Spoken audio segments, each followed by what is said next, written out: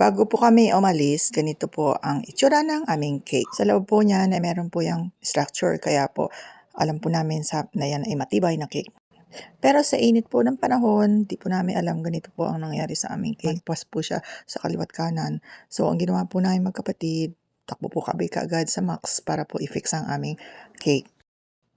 Huwag po kayong mag-alala kasi hindi po kami nag-aalala kung kami ay nisiraan ng cake kasi nangyayari po talaga ito minsan kung kayo po ay cake artist, hindi po kami kabado. Hindi po kami kinakabahan kapag may nangyari pong ganito sa pagde-deliver ng cake namin kasi alam po namin mafi-fix po namin ito kaya wag po kayong mag-alala.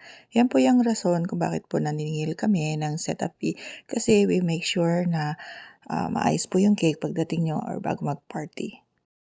Siyempre, nagpapasalamat kami kay Sherwin sa Max at buong-buo pa rin ang tiwala nila sa amin na mabibigay namin ng todo at ang mga pangangailangan ng mga taong ng mga kliyente ng Max. Ito na nga po, malapit na pong matapos ang pag-fix namin ng wedding cake. Maraming salamat sa aking kapatid na si Lona. Siya po ay isang cake artist din sa Tagaytay na nag-migrate na dito sa Calgary para tulungan po ako na gumawa ng mga magagandang wedding cake. Makikita niyo po sa mga mukha namin na wala po kaming kakaba-kaba at kampante po kami at buo po ang loob namin. Kaya maraming salamat sa pagtitiwala niyo sa amin.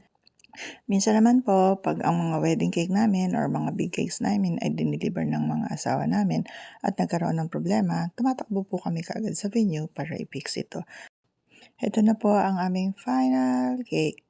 Parang walang nangyari, 'di po ba? Maraming maraming salamat sa Max and happy birthday to Diane Kate. Hanggang sa muli, ang adventure ng Sweet Cakes.